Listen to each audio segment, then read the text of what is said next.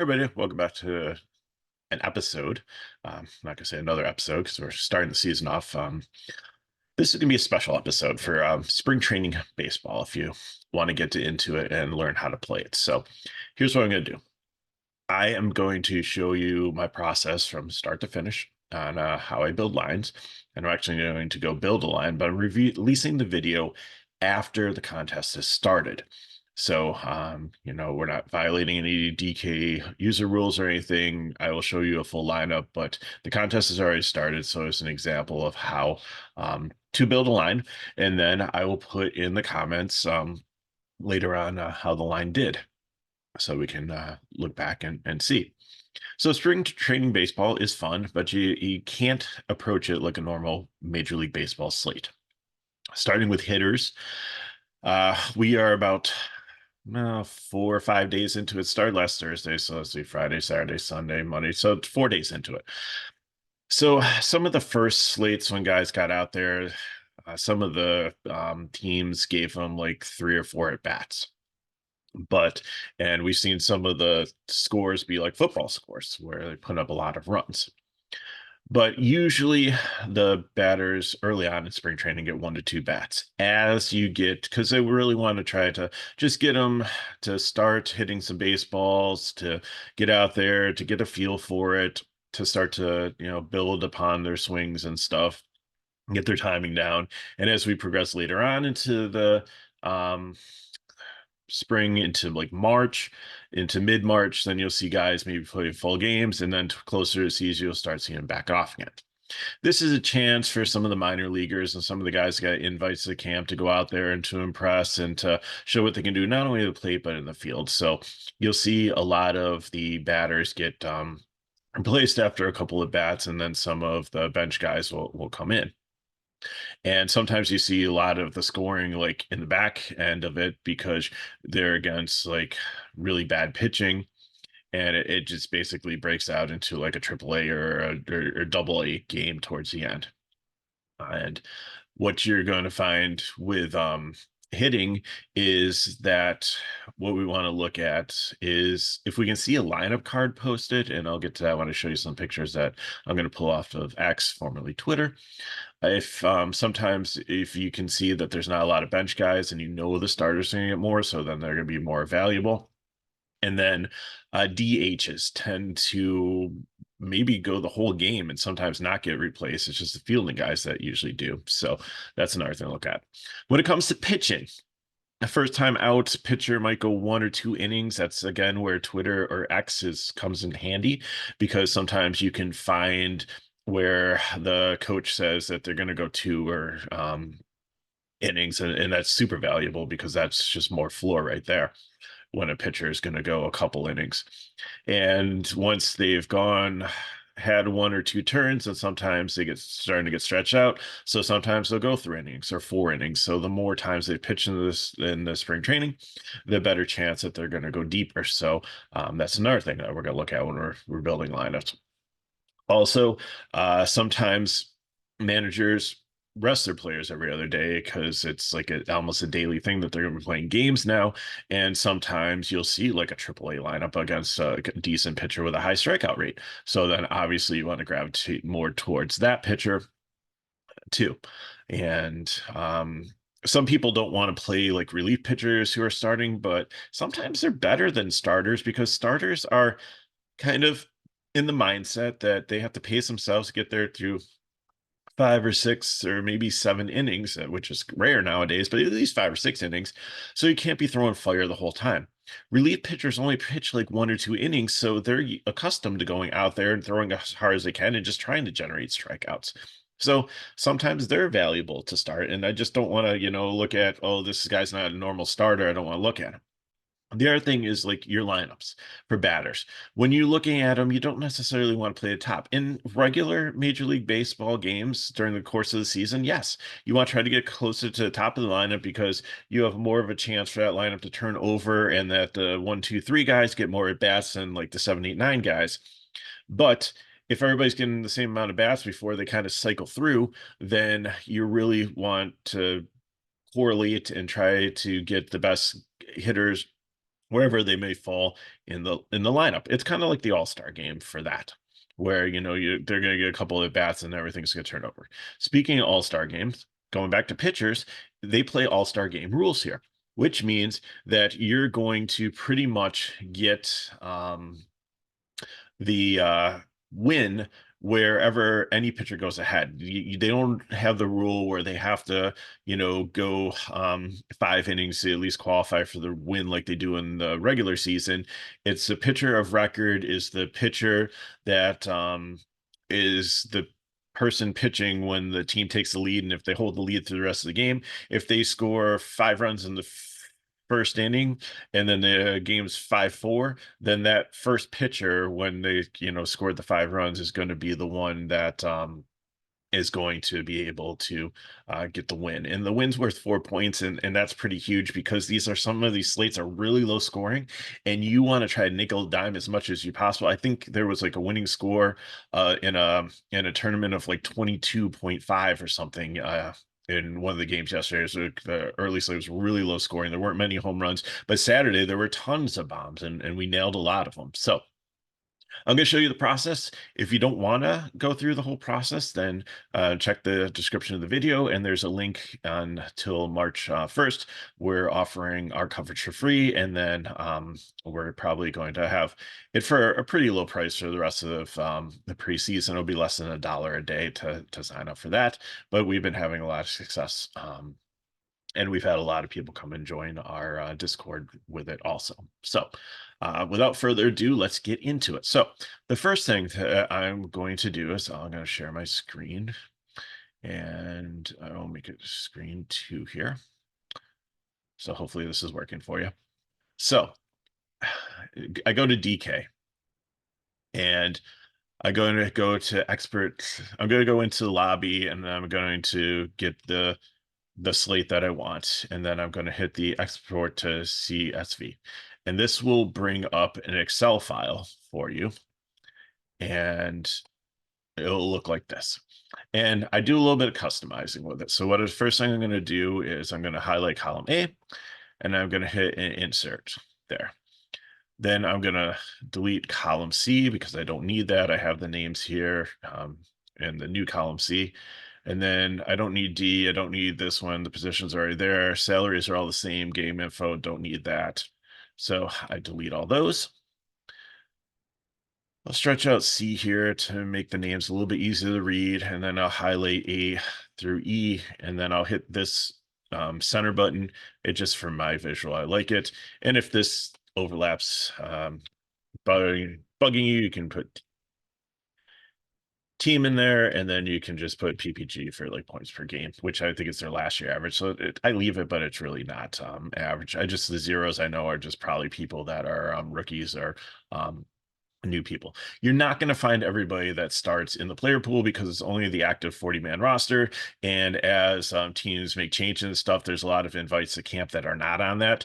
They're actually really good guys, like Holiday for Baltimore is probably potentially going to make the starting lineup and be really strong. There's one year that Spencer Strider for the whole spring training was not in any of the DK player pools, and that happens. There's guys that are going to be key contributors that are in the camp and are going to be on the team this year, or they just might have been traded, and if they're not on the 40-man roster, they're not going to show up here. So that's the first thing I do is I trim it up a little bit.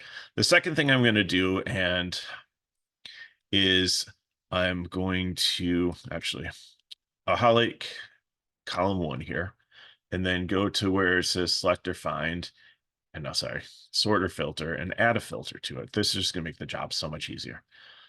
So then I'm going to hit the drop down and sort A to Z and sort it by position. I'm going to right click on the bottom, move or copy, create a copy, and then hit OK. So then I've created a copy, so you have a C as a 2 next to it. So this one I'm going to double click on, and I'm going to name bat, and this one I'm going to name pit. So if I find any pitcher data, so for this one, I'll go through here and I'll delete everything but the RP and the SP, and then just go through and delete all this. Go back to position, select all, and then hit A to Z, and then I just have the pitchers left here. So if I have any pitching notes, I'm going to put them on this one. Back to the bat one, which is the one I'm going to use the most. I'm going to go through and deselect everything except for SP and RP. And then I'll just go through and delete all of them. And then add them all back. And then what I like to do is I like to sort them by name and then by team. So as I'm going through, it's going to be easier for me to do that. So now I have this set. So now I need to go start looking for lineups. So I am going to go to, there's two places you can go. I like going to X. And so I will put like hashtag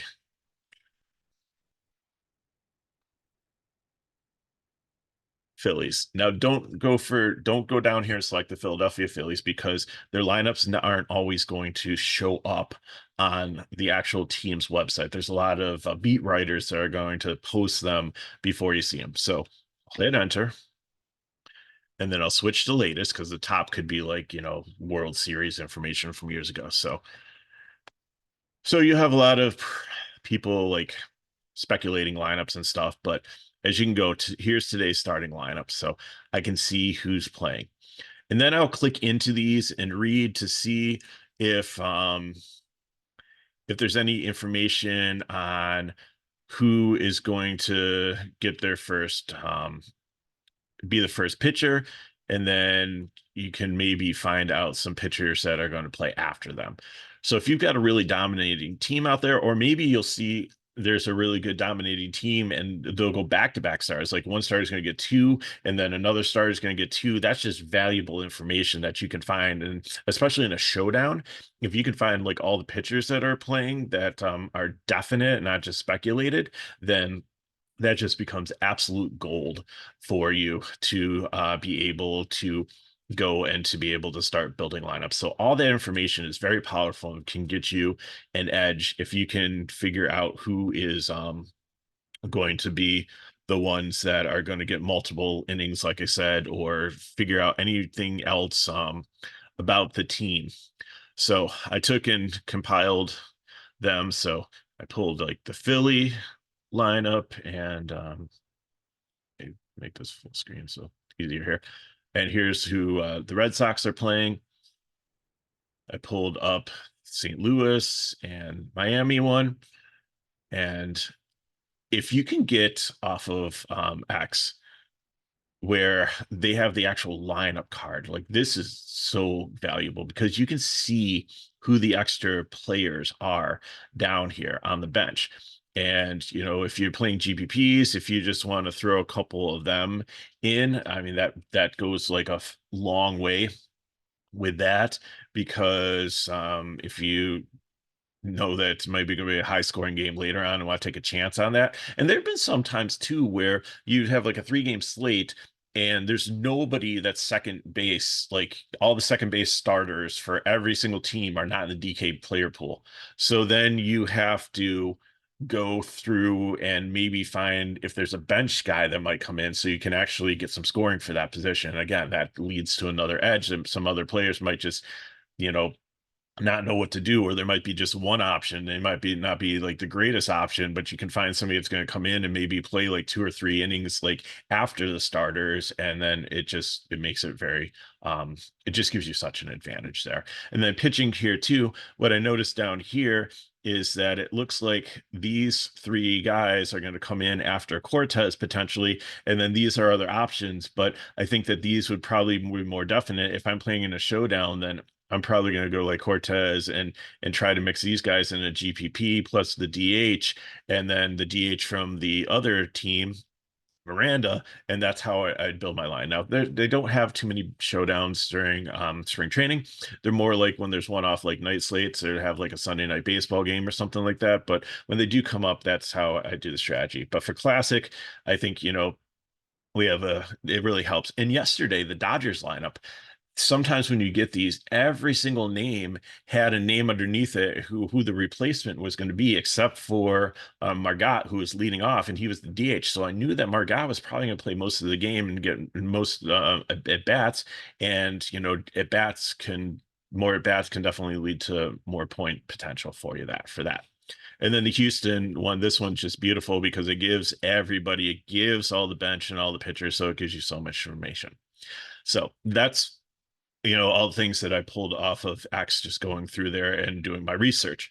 The other thing you can do, and this is really nice this year, there used to be a site called Baseball Press that used to give the lineups for spring training, but MajorLeagueBaseball.com has it this year. So all you have to do is go to news, starting lineups, and boom, here they all are. It's easy for you to go through and to look at who's starting.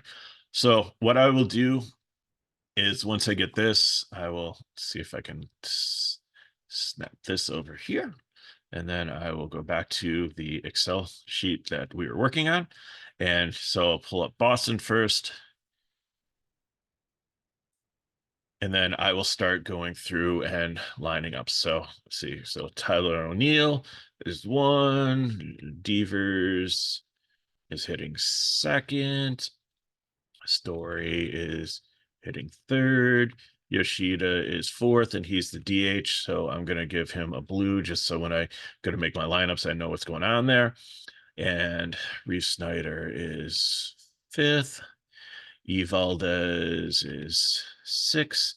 So it looks like for once, most of the Red Sox, Contreras is not in the player pool. So there's one of them. And then, and Cavadas is not in there also. So here you can at least see like how many that you have in the player pool there. So I'm not going to sit here and go through every single team, but sometimes you're going to find like 2 or 3 of them. So I'm always going to go through, I'm going to put them in the number order. So I've already done that. So let me snap this. Actually, we don't need to look at it anymore. We can just go for the full one. So I've gone through and put all the players in just to speed this process up for you. Make it a little bigger so you see it. So then what I'll do is I'll just hit this arrow and smallest to largest, then sort by team, and it'll just populate their batting order. And then I'll go through and I'll get rid of the blanks. And then there I have all of the players that are active. So let me slide this over here. I will minimize this, and let's go back to the web browser to pull DK back up, and we'll start building lines. So slide that over there. Slide this here. Is that the right one? Nope. Sorry about that. Go to the other one.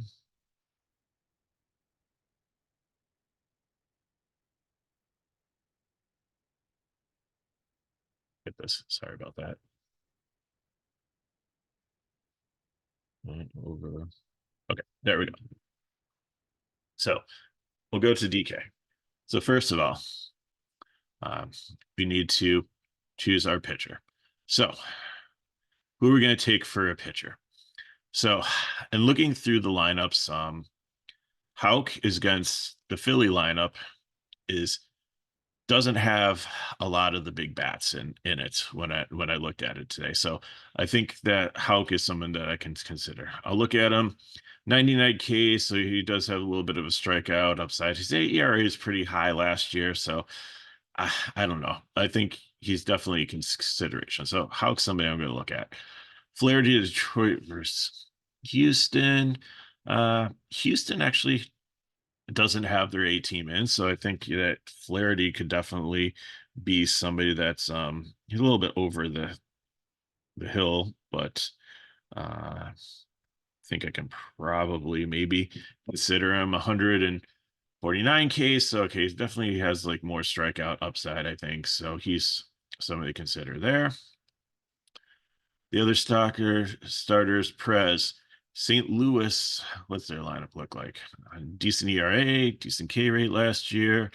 It's a pretty strong lineup, but I know they've struggled at times. So Perez is definitely in. I just read a lot about him this season that he should be decent. And Minnesota doesn't have their best team out there. It's a pretty good lineup. Nestor was hurt a lot last year, but I think so. There's some options. I think I'm going to go Perez and who should I go for the two here?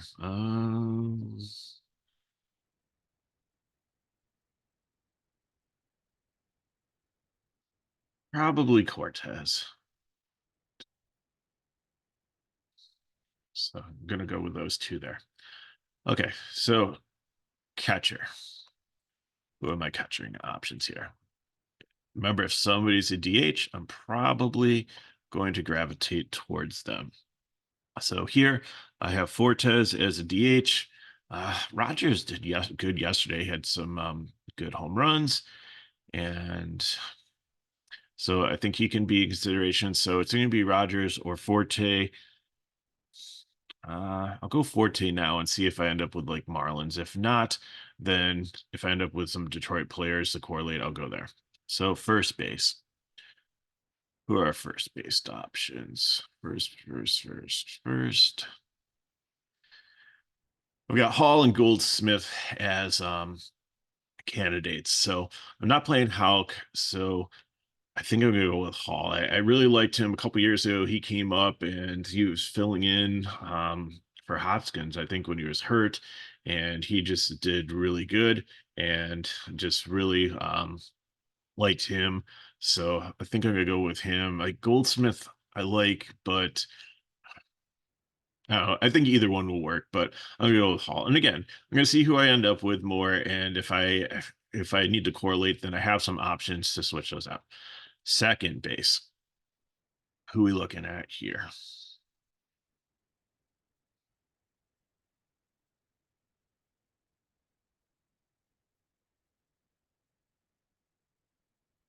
Second base.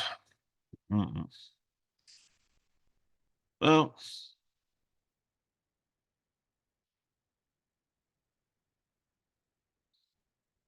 let's see. Well, Whit Merrifield leading off. Okay, I can do that. I think he's got some stolen base upside. So let's put him in there. So I have a little bit of correlation there with Hall. Third base. See who got option wise. Okay, nobody that jumps out, but like Devers is usually pretty good. Is he if he's against a righty and Buchanan? I like that. He's definitely has some power there. So you want to look at the splits too. So if they're the same in baseball, if they're the same handed, then usually the pitcher has the advantage. If they're a different handed there, then usually the batter has an advantage. Some of the pitchers are reverse split pitchers, but we're not getting into that today. So we are going to go with Devers there, just because I really like his power and um, potential. And there isn't a Philly guy that works to build on that stack. And there's the Marlin guys to go with Fortes. Like nobody's really jumping off the page there. So shortstop. Who are shortstop options? No DH again. So Sosa. I mean, I'm already playing some Philly guys, so just add him into the stack. He's batting cleanup there, so throw him into the mix. And then we have outfield, which I know we've got some DHs out there. Doesn't necessarily mean I have to take them, but Yoshida, I already have Devers in batting second or third probably, so there's throw Yoshida in there. Riley Green, he's a really good up and coming player on Detroit. So give me him. And then Stanton. So Stanton could be an option, but let's see if there's anybody else really to correlate. Like, who is there? Another Philly guy? Rojas potentially could go in there. You know what? Yankees have been putting up some runs. Stanton really needs to have a good spring, so I'm going to throw him in there as the final outfield. So, so that's the lineup.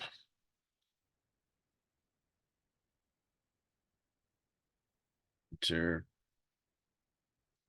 it in, and we're ready to go.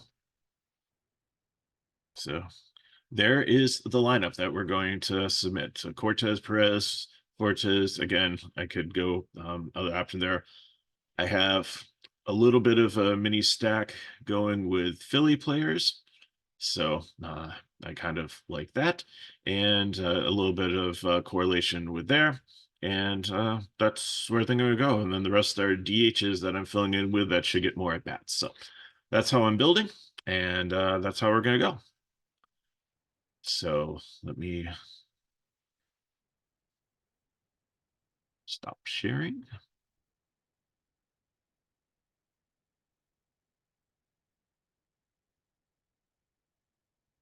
So hopefully this helps you kind of with the process. And again, like I said, I'll post the results. And if you don't want to go through all this process, we do it for you on a daily basis for, we'll at least do the early slate. And if there's multiple slates, we'll, if we have time, we'll throw those out there too. So if you want to check it out, like I said, to go to the description of the video, the link will be there to get in for free until March 1st. And then after that, there'll be a small charge for it. We're still deciding on how much, and that'll be up on the website in the next couple of days. So thanks for watching. Appreciate it. If these videos help you, you can always help us back by liking, subscribing to our channel. We're almost to 4,700, and we want to get to 5,000 by the end of the year. So if you're not subscribed yet, then help us out by doing that. Like the video, share with your friends.